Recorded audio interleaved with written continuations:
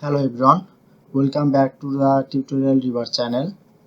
In this tutorial I'll show you how do I disable the share button on Facebook.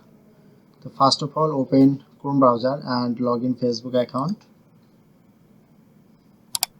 Look at this my Facebook account dashboard.